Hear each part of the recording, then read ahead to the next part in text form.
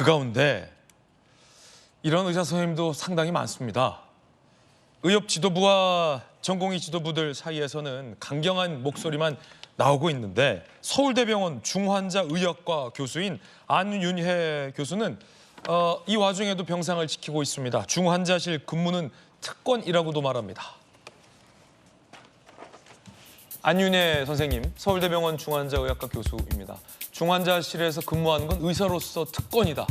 삶과 죽음의 경계에 있는 환자와 보호자에게 도움을 줄 기회는 아무나 받지 못한다. 라며 이 의사 파업 국면에서 홀로는 아니죠. 동료들과 함께 중환자실을 지키고 있습니다. 얼마나 든든하고 감사한 일입니까? 그런가 하면 이런 국면 속에서도 야간 소아응급실 교수님들이 당직을 자청하고 있는 병원도 있습니다. 이런 병원도 있습니다.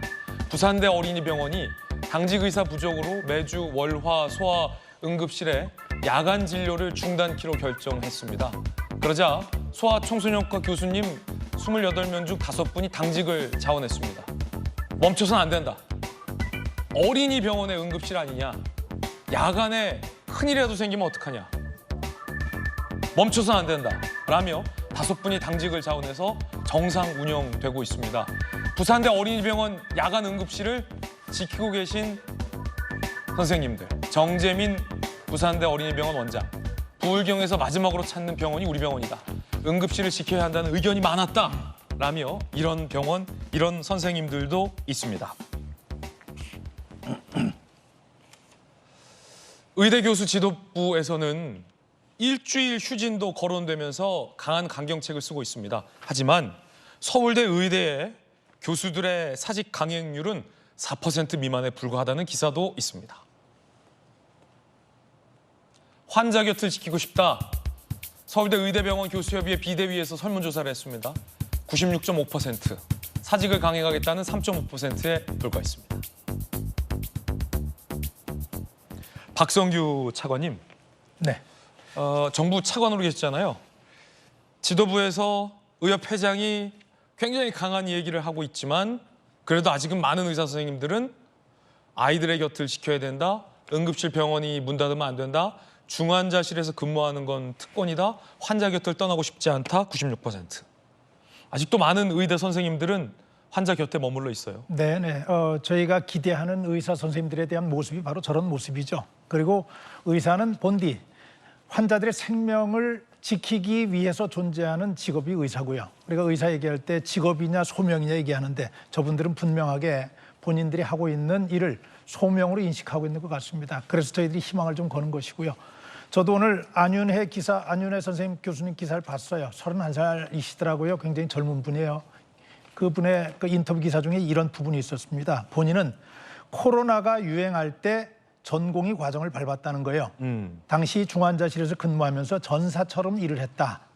의사로서 보람도 컸고 이런 과를 선택할 수 있다는 데 대해서 감사함을 느꼈다. 이렇게 얘기를 하시더라고요. 아까 우리 봤지만은 지금처럼 삶과 죽음의 경계에 있는 환자에게 도움을 줄 기회를 갖는다는 것은 아무나 갖지 못하는 기회다라고 얘기하는 저런 분을 보면서 우리는 의사가 왜 의사인지 하는 생각을 합니다. 좀 전에 정혁진 변호사 의사가 공인인지 아닌지 좀 신랄하게 시니컬하게 말씀하셨지만 의사가 공인이죠. 당연히 공인이기 때문에 공인은 뭐죠? 공적인 역할을 하는 거거든요. 공적인 역할 중에서 국민의 생명을 지키고 안전을 지키는 것보다 더 중요한 공적인 역할이 어디 있겠어요. 예. 그런 면에서 조금 전에 얘기했던 안윤혜 교수나 또 부산대 어린이병원 의사 선생님들 또 어떤 경우에도 환자들의 곁을 지키겠다고 설문에 응해 주었던 서울대 병원의 의사 선생님들께 존경과 감사를 표합니다.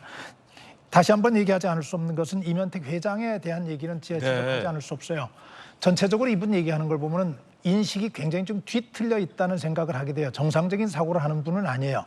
정상적인 사고를 하는 분이라면 그분의 입에서 저런 얘기가 나올 수 없죠. 국민의 80%가 의사들의 업무 복귀를 원한다고 하는 얘기가 홍준표 시장만 하는 얘기가 아니잖아요. 국민 모두가 하고 있는 얘기죠. 예. 왜 홍준표 시장을 걸어가지고 하는 것인가요? 그리고 그분의 본인이 책임받고 있는 그 의사들 가운데 이렇게 안윤혜 교수님이나 다른 부산 소아과 병원의 의사들이나 이런 분들의 모습은 보이지 않는 건가요? 그분들은 힘이 들지 않아서 저렇게 하고 있는 건가요? 본인들의 존재 이유에 충실하기 위해서 그런 것이죠. 제가 지금 이면택 국장을 보면서 좀 걱정스러운 것은 일부이긴 하지만은 저런 의견이라고 하는 거 이겁니다. 의사를 요 공인으로서의 최소한 양식도 가지지 못한 그런 집단으로 인식되게 하고 있는 저런 상황, 또 법과 제도를 준수해야 하는 시민으로서의 최소한의 기본도 갖추지 못한 저런 모습을 많은 의사들이 용인하고 있는 것인가 하는 부분이거든요. 저는 온건한 생각을 가지고 있고 정부가 이만큼 물러선 입장에서 우리가 처음에 얘기했던 대로 정부하고 대화할 수 있는 틀, 이제 새롭게 틀을 정비할 수 있는 계기는 마련됐다는 생각을 가진 온건한 의사들의 목소리는 왜 안 나오는지 모르겠어요. 저렇게 수준 낮은, 저는 수준 낮다고 생각합니다.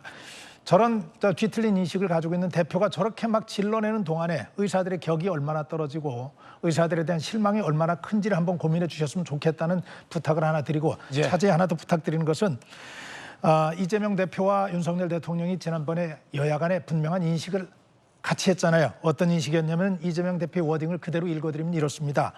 의대 증원을 포함한 의료개혁이 시급하다는 것 인정한다. 그리고 대통령의 정책 방향은 옳고 민주당도 협력하겠다, 이렇게 분명히 국민 앞에 얘기를 하셨습니다. 그러면은 옳은 방향이고 민주당이 협력하겠다고 했으면 이런 상황에 민주당이 좀 적극적으로 나서 주셨으면 좋겠어요.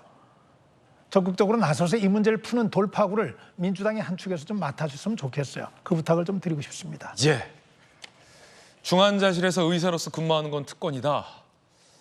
어린 아이들의 응급실이 문 닫아서는 안 된다라며 지금도 전국 수많은 병원에서 환자 곁을 지키고 계신 의사 선생님들께 다시 한번 감사의 말씀 드립니다.